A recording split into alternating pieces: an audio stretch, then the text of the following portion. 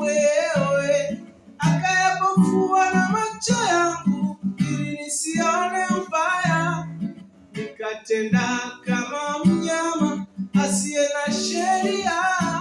ila pendo lako likanivuta,